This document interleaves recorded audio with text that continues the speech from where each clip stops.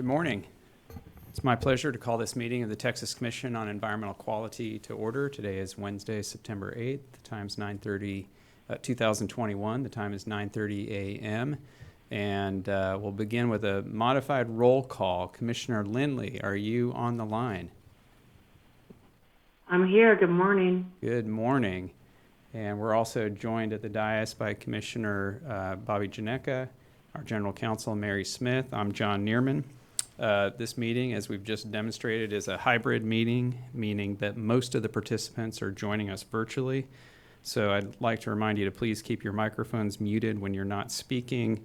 And if you're here only to listen, you can do that online. You can watch the meeting online, and that link is available on the agenda notice. For each item where argument or discussion is allowed, we will inform speakers of their time limits. Registration has now closed, but if you'd like to address the commission on a particular item, please email agenda@tceq.texas.gov with your name, affiliation, and the item you'd like to comment on, and we will do our best to accommodate that request. For those making presentations, please wait to begin until I or our General Counsel have asked you to do so. And also please check to make sure that your microphone is unmuted before you speak. Before I call the docket, I do have a special presentation. I want to recognize Commissioner Emily Lindley. We can't see you, Emily, but I think you might be able to see us, for her 15 years of service to the state. So, Emily, here is a certificate honoring that service. And we also have for you, which is our custom, a lapel pin bearing the seal of the state of Texas. And I just noticed this morning something I hadn't noticed before. Looking very carefully between the live oak branch and the olive branch, there's a tiny number 15 on that pin, so it's custom.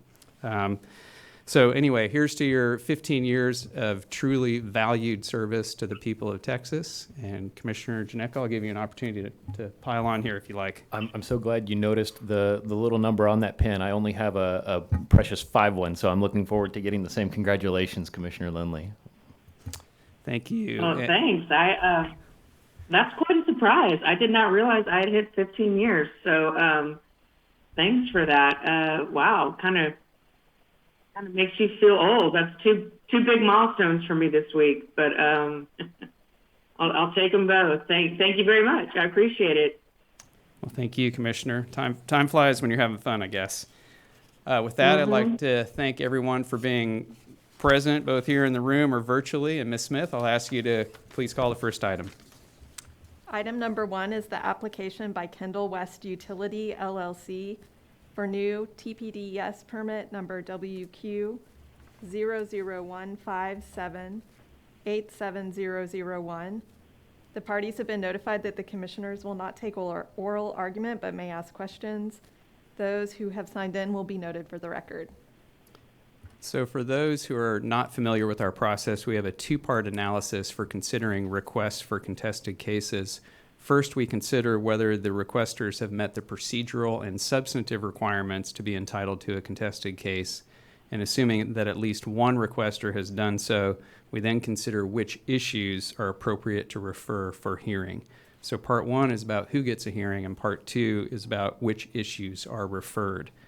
Requesters who are affected in a manner different from the general public and who have articulated personal concerns that are relevant and material to the permit and have done so both in timely comments and a timely hearing request are entitled to a hearing. And colleagues, we've received about 145 timely hearing requests on this item. The applicant, the executive director, and the Office of Public Interest Counsel agree that 10 of them are affected persons. And those are Barry Chrisman, Michael Dillinger, Willis Harpole, Chris Hyvanen, Clint McNew, Heather McNew, John Metter, Deborah Miller, Michael John Miller, and Rita Smith. And I agree that we should grant those requests. The applicant also identified Dr. Mary Millard and John Perry as affected persons. However, I found that neither of them raised a referable issue, so I would deny their requests.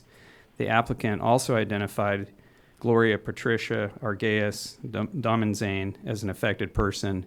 However, she failed to provide the location of property that would be affected by the application, so I would deny her request as well. The applicant concluded that Dennis Jurin and Warren Zaccaro failed to raise a referable issue, but on those two, I agree with the Executive Director and the Office of Public Interest Counsel that they did raise such issues and that we should grant their requests. So that brings us to a total dozen requests that I would grant, and I would deny the remaining requests. We do have a excuse me, we do have a request from a corporation, the Bernie Sustainable Development Coalition. However, it failed to provide contact information.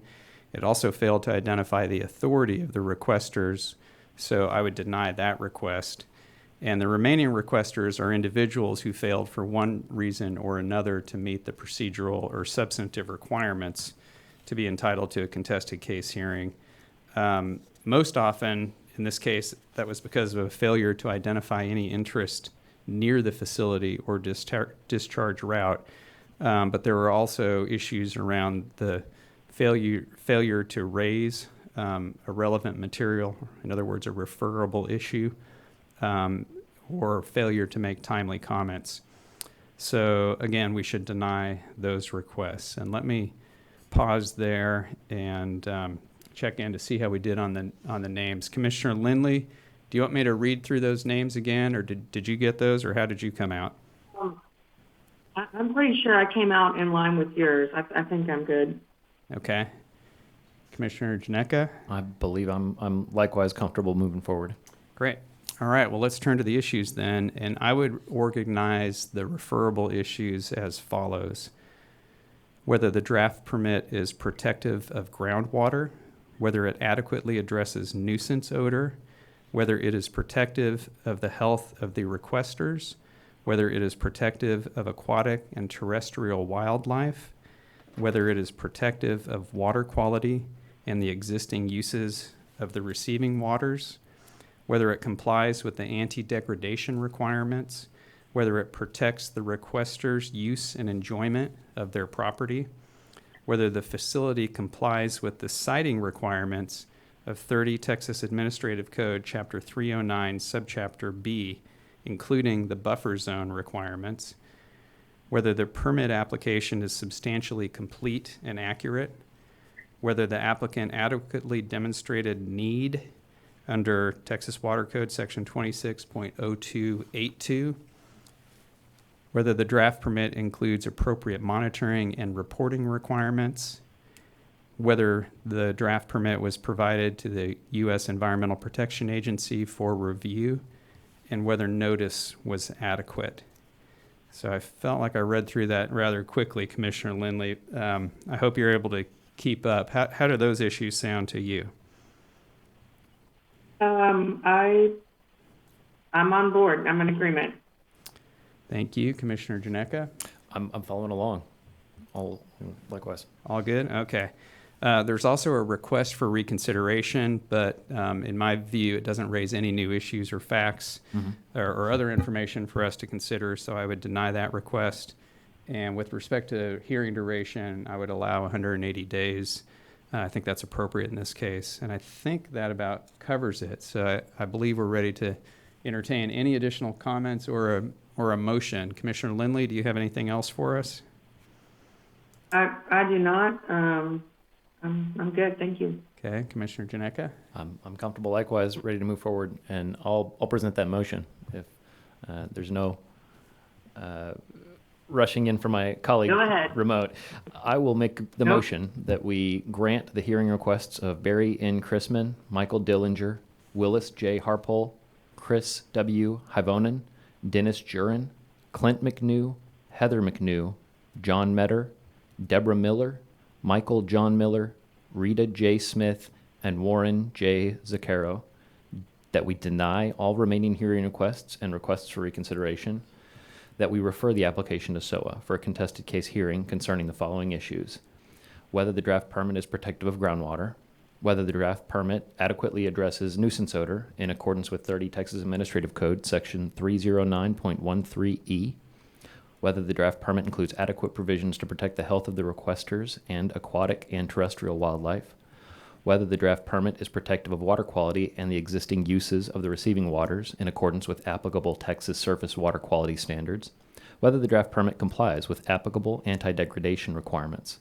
whether the draft permit includes adequate provisions to protect the requester's use and enjoyment of their property, whether the facility complies with the siting requirements of 30 Texas Administrative Code, Chapter 309, Subchapter B, including the required buffer zones for private wells and potable water storage tanks, whether the permit application is substantially complete and contains accurate information, whether the applicant adequately demonstrated a need for the proposed facility as required by Texas Water Code Section 26.0282, consideration of need and regional treatment options, whether the draft permit includes sufficient monitoring and reporting requirements, including necessary operational requirements, whether the draft permit was provided to the U.S. EPA for review as required, and finally, whether the applicant substantially complied with all applicable notice requirements.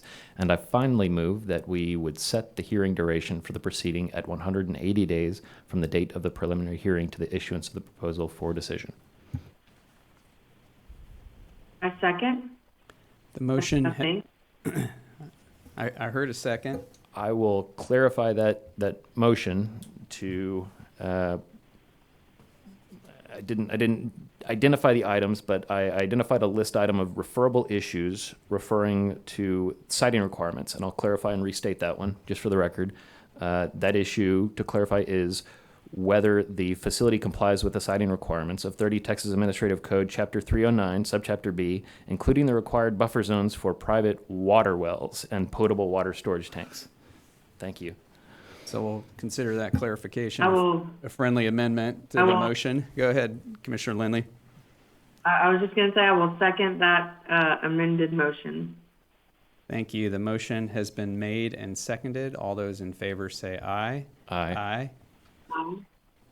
The motion carries. Ms. Smith, please call the next item. Item number 2 is the application by Grandy Ranch LTD for TCQ permit number WQ000445800. The parties have been notified that the commissioners will not take oral argument, but may ask questions. Those who have signed in will be noted for the record. Thank you. Colleagues, again, we follow a two-part analysis for considering requests for contested cases, and part one is about who gets a hearing. Again, requesters who are affected in a manner different from the general public and who have articulated personal concerns that are relevant and material to the permit and have done so both in timely comments and a timely hearing request are entitled to a hearing. Associations can have standing if they identify, among other requirements, at least one person by name and physical address that would have that it's a member of the association and who would have standing in his or her own right. And in this matter, there is a single request, and that's by a Community in Power and Development Association, also known as CEDA. CEDA identifies Mr. Hilton Kelly as a member for purposes of standing. The request does not identify the location of Mr. Kelly's residence, but it does provide his business address. That, however, is located roughly 3 miles from the emission points that would be authorized by this proposed permit. And that distance is well beyond what we would normally consider as giving rise to a personal justiciable interest, even for a major source. And in this case, we have a minor source, which is largely a rebundling of existing authorizations. And I skipped ahead to item 3. Boy, you let me get a long way into that, Mary. Good golly. I've tipped my hand as to where I'm going to item 3. Colleagues, I apologize. We can table item 3 now if you want. We could table 2 and go to 3 and. Well, you've called the caption for 2, and I read 3.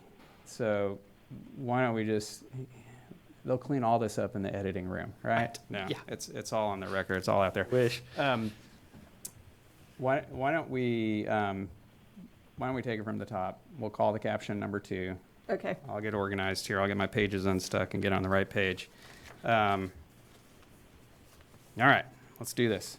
Go ahead. Let's call the caption number 2. Call 2 again. Application by Grandy Ranch LTD for TCQ permit number WQ00044588000. The parties have been notified that the commissioners will not take oral argument but may ask questions, and those who have signed in will be noted for the record. Thank you, Ms. Smith. So again, we have a 2-part analysis. Part 1 is about who gets a hearing, and Part 2 is about which issues are referred. I've just gone over what the substantive and procedural requirements are for the requesters. In this case, we've had numerous requesters and also numerous withdrawals. We were able to confirm withdrawals for all but 2 of the requests. One of those was by Neil and Kristen Searcy, the other by Dorothy Gonder, and these requests have met all of the requirements, so I agree with the Executive Director and the Office of Public Interest Counsel that we should grant them. Commissioner Lindley, how did you come out on it? I'm in agreement. Commissioner Janeka? Likewise. Okay, and we have just a handful of issues here. I would refer the following: whether the draft permit protects the health of the requesters, whether it protects wildlife, whether it prevents nuisance odors, and whether the applicant's compliance history warrants denial or additional requirements. How's that sound, Commissioner Lindley? It sounds good. Commissioner Janeka? Also consistent with my findings. All right, and given that we have just a few parties who may withdraw before we get very far, perhaps not, I think it's appropriate to include an ADR referral and also set the hearing duration at 180 days. Does that work? I'm in agreement, and I can see Commissioner Janeka nodding, so I'll Likewise, start a please do. motion if that works. Yeah, please go ahead. I would move that we grant the hearing request of Neil and Kristen Searcy and Dorothy Gonder, that we refer the matter to the Commission's Alternative Dispute Resolution Program to run concurrently with SOA's preliminary hearing scheduling efforts, that we refer the matter to SOA for a contested case hearing on the following issues. 1, whether the draft permit contains sufficient provisions to protect the health of the requesters and wildlife. 2, whether the draft permit contains sufficient provisions to prevent nuisance odors. And 3, whether the applicant's compliance history warrants denial of the application or modification of the draft permit, and that we specify that the maximum duration of the hearing is 180 days from the preliminary hearing to issuance of the proposal for decision. I second that motion. The motion has been made and seconded. All those in favor say aye. Aye. Aye. Aye. The motion carries. Ms. Smith, please call item 3. Item 3 is the application by Chemtex LLC, now known as Monument Chemical Port Arthur LLC, for renewal and amendment of air quality permit number 74398. The parties have been notified that the commissioners will not take oral argument but may ask questions. Those who have been signed in will be noted for the record. Thank you, Ms. Smith. And colleagues, let me restate. Requesters who are affected in a manner different from the general public and who have articulated personal concerns that are relevant and material to the permit and have done so both in timely comments and a timely hearing request are entitled to a hearing. Associations can have standing if, among other requirements, they identify at least one member who would have standing in his or her own right, and that request must identify that member by name and provide an address. In this case, the Community and Power and Development Association, or CEDA, identified Mr. Hilton Kelly. There was no residential address for Mr. Kelly provided. There was, however, a business address that's located approximately 3 miles from the emission points that would be authorized by the proposed permit. That distance is well beyond what we would normally consider as giving rise to a personal justiciable issue or interest. And in this case, that's especially true because this is a minor source authorization that is largely rebundling existing authorizations. So it's pretty clear to me on these facts that we do not have an affected person. So I would deny CEDA's request. Commissioner Lindley, how did you come out? I'm in agreement. Likewise. Commissioner Janeka, I think we're ready for a motion then. I move that we deny the hearing request filed by Community in Power and Development Association Incorporated and Hilton Kelly, issue the renewal and amendment of air quality permit number 74398 to Chemtex LLC, now known as Monument Chemical Port Arthur LLC, as recommended by the Executive Director, and that we adopt the Executive Director's response to comments. I second. The motion has been made and seconded. All those in favor say aye. Aye. Aye. Aye. The motion carries. Ms. Smith, please call the next items. Items 4 through 7 are the consideration of the fiscal year 2022 proposed assessment for annual costs of operations of the Rio Grande Water Division, the South Texas Water Division, the Concho River Watermaster Program, and the Brazos Watermaster Program. The Executive Director's staff is here to present this item. Good morning. Good morning, Chairman, Commissioners, General Counsel, and Public Interest Counsel. My name is Jose Pepe Davila, and I am the Watermaster Section Manager with the Water Availability Division. With me today are Jesse Spears with the Environmental Law Division and Kim Nygren with the Water Availability Division.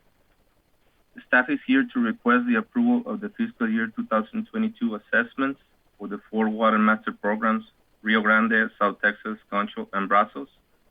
The staff is also here to request a 1-year extension to the existence of the Watermaster Advisory Committees associated with the Watermaster programs. Texas Government Code 2110 requires advisory committee renewal at least every 4 years, and the staff determined it is more efficient to request continuation of the Watermaster Advisory Committees as part of the budget approval process every year. We have prepared the budgets and assessments necessary to cover costs of the Watermaster programs. Each Watermaster Advisory Committee was presented the respective budget and assessment during a virtual meeting in July 2021. All 4 Watermaster Advisory Committees voted to recommend approval of their respective figures. This year, the staff were able to reduce budgets for 2 out of the 4 programs. South Texas decreased by 1.4%, and Rio Grande decreased by 4.3%. The budgets to increase were the Brazos program by 0.5% and the Concho program by 2.9% due to salary and French increases. The assessments before you are based on those proposed budgets. We provided notices to water right holders to encourage participation in the virtual Watermaster Advisory Committee meetings, as well as the mail notice as required by statute for today's agenda hearing. In addition, these figures have been discussed with the TCEQ's budget and planning staff. Thank you, and we're available to answer any questions you may have. Thank you, Mr. Davila. I have none. Commissioner Lindley, any questions? I have no questions. Good morning, Pepe. Good to hear your voice. Likewise, Commissioner. Good morning. And Commissioner Janeka, any questions? No questions. I appreciate the presentation. I'm pleased, and I think that it's appropriate to take up renewal of the committees at the same time as review of the budget. I think that's a efficient opportunity to take advantage of the same brain matter that we're using for both. I agree. That makes sense. Ms. Smith, has anyone signed in to speak on this item? No one signed in on these. Thank you. And let's hear from the Office of Public Interest Counsel. Good morning. OPIC recommends the Commission approve the fiscal year 2022 assessment of annual costs for the Rio Grande Water Division, South Texas Water Division, Concho River Watermaster Program, and Brazos Watermaster Program as presented by the Executive Director. Thank you, Mr. McWhirter. I agree with that. Colleagues, I think we should approve these budgets. They appear to meet all the legal requirements. They meet our operational requirements. They also have the approval of the relevant Watermaster advisory committees. So it's pretty straightforward to me. Commissioner Lindley, what do you think?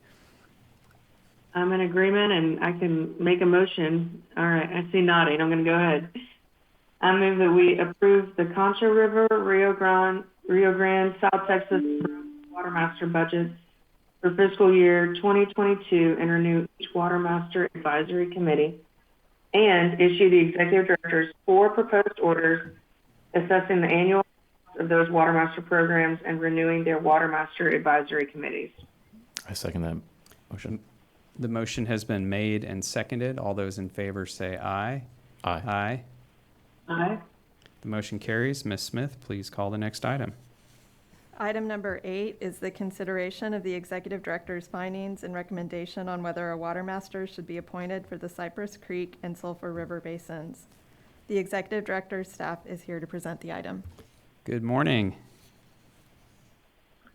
Good morning again, Chairman, Commissioners, General Counsel, and Public Interest Counsel. My name is Jose Pepe Davila, and I am the Watermaster Section Manager with the Water Availability Division.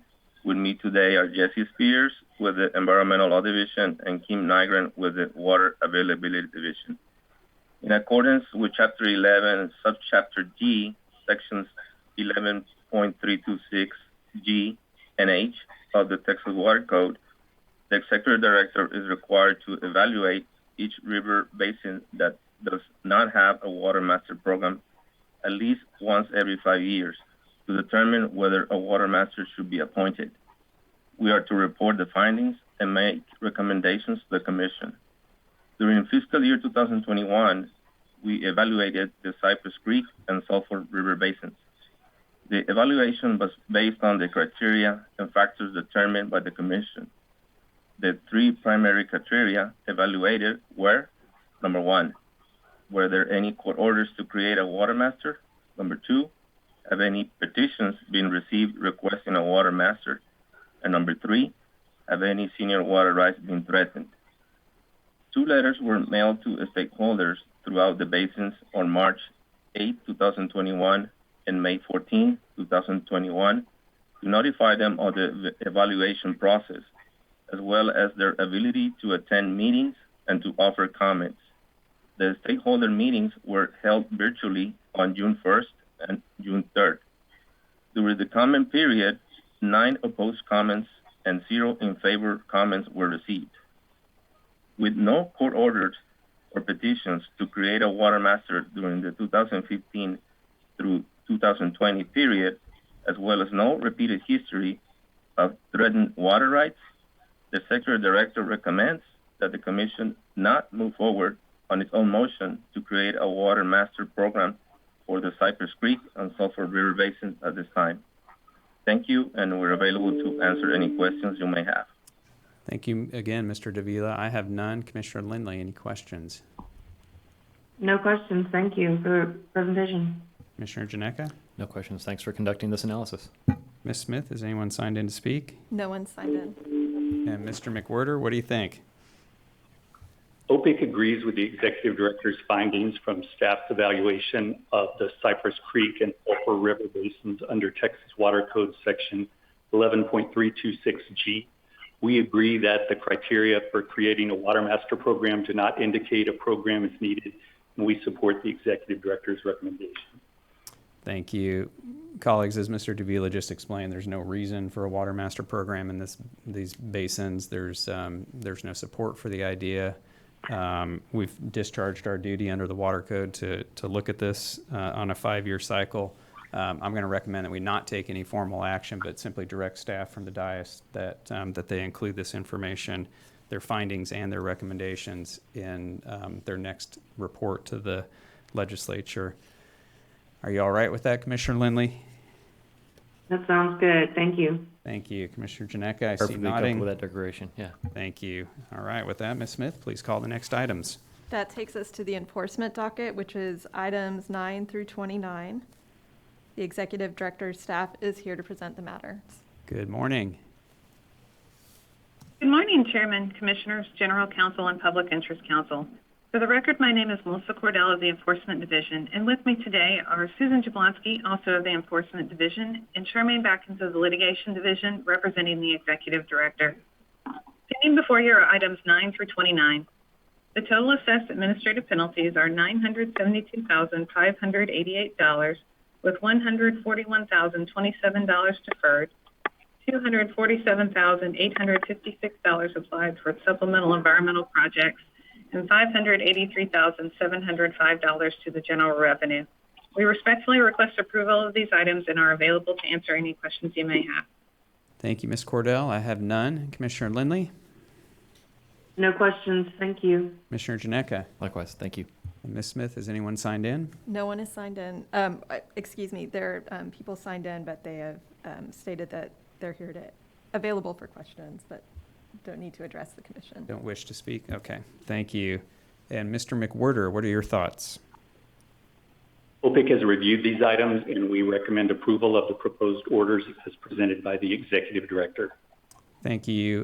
Colleagues, I agree. I've reviewed these and think it's appropriate to move forward with adoption. Commissioner Lindley, your thoughts? I'm in agreement. I think we're ready for a motion. Likewise as well, and I'll make the motion that we adopt items 9 through 29 as recommended today by the Executive Director. I second. The motion has been made and seconded. All those in favor say aye. Aye. The motion carries. Aye. Oh, the motion actually did carry with 2 votes. I think maybe I needed my wheels I was an this morning aye. or I think I something. said it at the. Yeah, I'm an aye as well. There's 3 votes. The motion carried with 2. The third came in. It's actually unanimous. So I think we're done with that one. Moving on, Ms. Smith, please call the next item. Move on to item 30, which is the consideration of gifts and donations of $500 or more in value given to TCEQ, submitted for approval in accordance with Chapter 575 of the Texas Government Code. The Executive Director's staff is here to present the item. Good morning. Good morning, Mr. Chairman, Commissioners, General Counsel, and Public Interest Counsel. For the record, my name is Yen Chen in the General Law Division, representing the Executive Director. Before you are the gifts and donations received by the agency in the past 90 days. In accordance with Chapter 575 of the Government Code, the Executive Director has accepted these gifts and respectfully request your acknowledgement of these gifts. As always, I'm available to answer any questions you may have concerning these items. Thank you. I have none. Commissioner Lindley, any questions? No questions. Thank you. Commissioner Janeka? Likewise, thanks. Ms. Smith, has anyone signed in to speak? No one is signed in. And Mr. McWhirter, have you formed an opinion on this item? Yes, sir. OPIC recommends approval of the resolution acknowledging the acceptance of gifts and donations as presented by the Executive Director. Thank you, colleagues. These gifts appear to be appropriate, fairly routine. I support approving the resolution acknowledging their acceptance. Commissioner Lindley? I feel the same way, and I see a nod, so I'll make a motion. I move that we approve issuance of the resolution acknowledging the Executive Director's acceptance of the gifts and donations contained in the TCQ Interoffice Memorandum to the Commissioners dated August 20th, 2021, docket number 2021-0941-MIS. I second that motion. The motion has been made and seconded. All those in favor say aye. Aye. Aye. The motion carries. Ms. Smith, please call the next items. Items 31 and 32 are the consideration for publication of and hearing on an agreed order with Luminant Generation Company, LLC, Martin Lake Steam Electric Station, and the corresponding revisions to the state implementation plan. The Executive Director's staff is here to present these items. Good morning. Good morning, Commissioners, General Counsel, and Public Interest Counsel. On behalf of the Executive Director, I am Allison Stokes with the Air Quality Division. With me are Terry Salem and John Minter with the Environmental Law Division.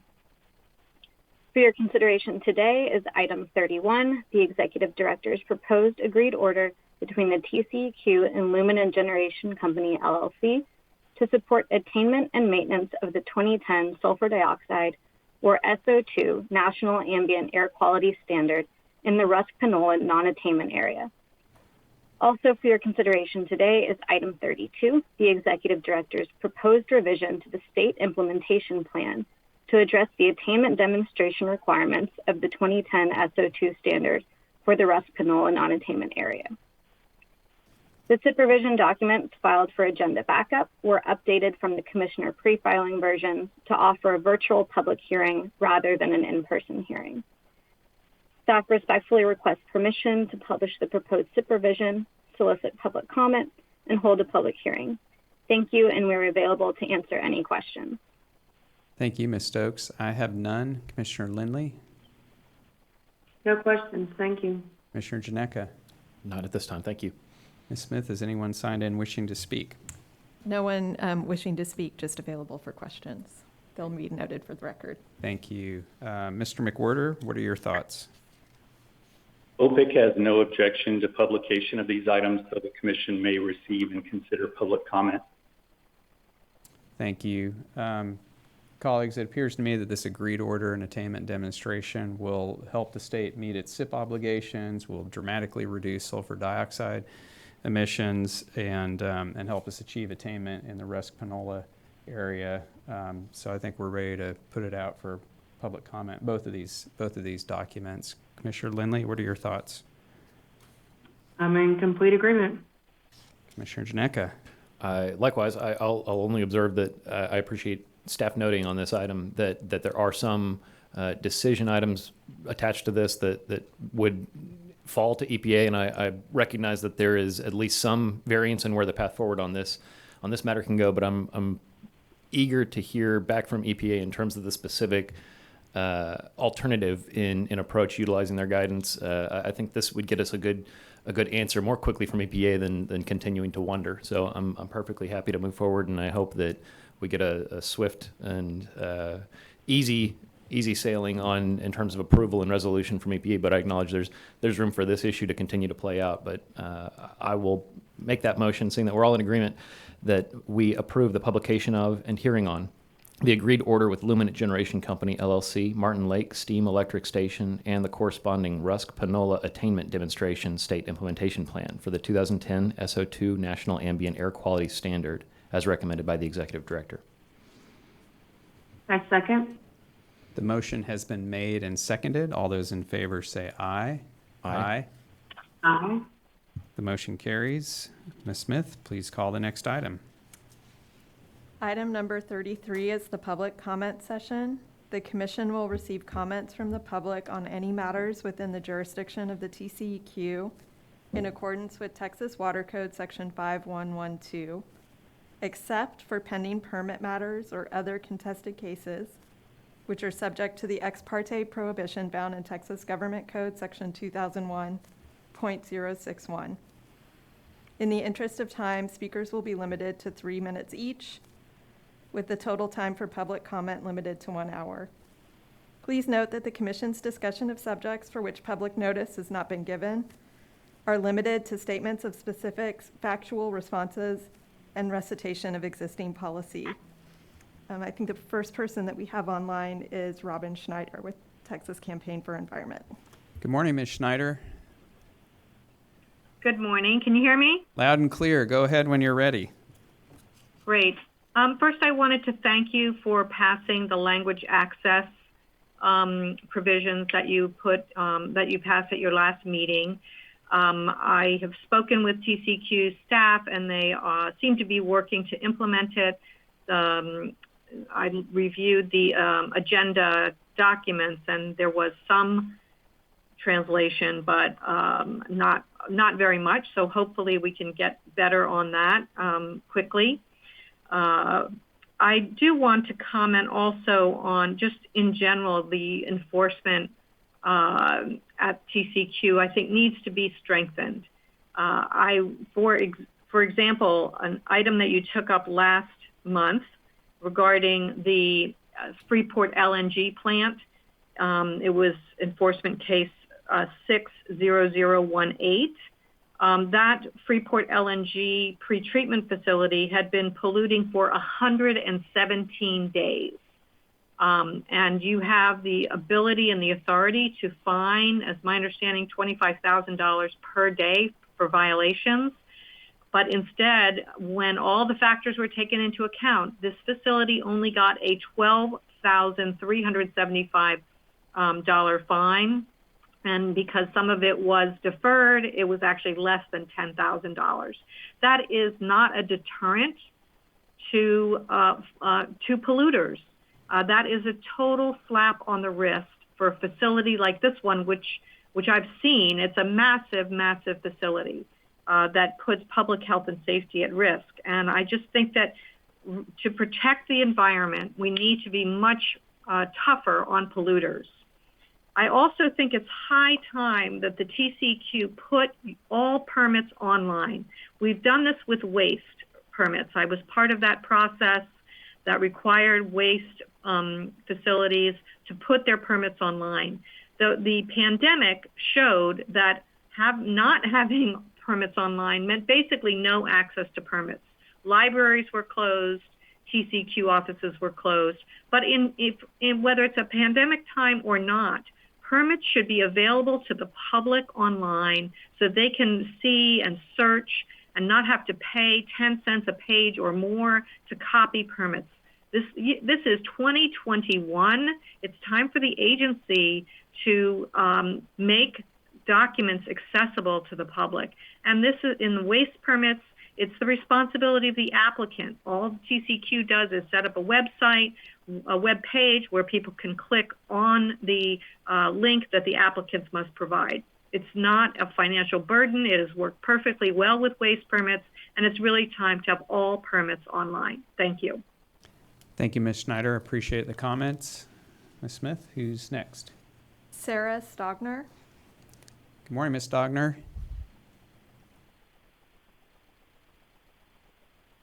And I can't hear you, so you might double check your mic.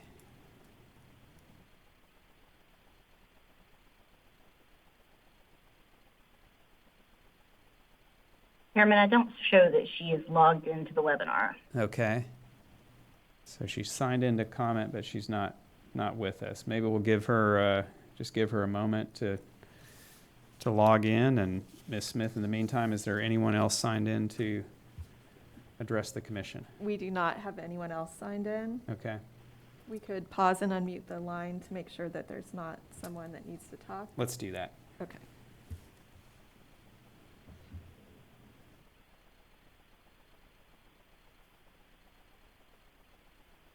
Not even a barking dog. Which I would have appreciated. They're always welcome. Ms. Stogner, have you been able to join us?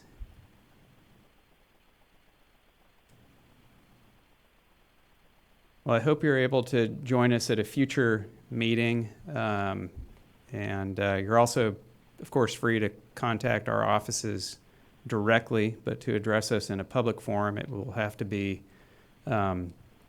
here before a commission meeting where we've noticed the public comment session. So hopefully you can do that in the future. And I'm sorry we weren't able to connect with you this morning. Ms. Smith, with that, I think we're ready to move on to the next items. So the next items are for closed session, and the commission will meet in closed session in Building E, Room 211S. Shall we say in 5 minutes? Yes. Okay, in 5 minutes at approximately 10:20. Thank you, Ms. Smith. And then one of us will return here to gavel out. And with that, the time is 10:14 a.m. and we stand in recess.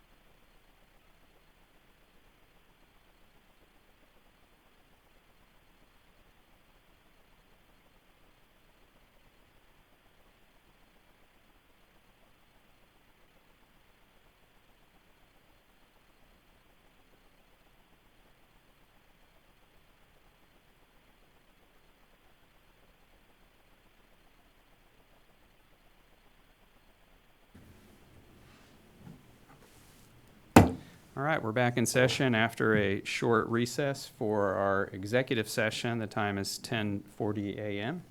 The commission met in Building E, Room 211S, for closed session from 10:20 until 10:37 a.m. On item 37, as posted in notice pursuant to the Texas Government Code, no action was taken. The time is still 10:40, and we are adjourned.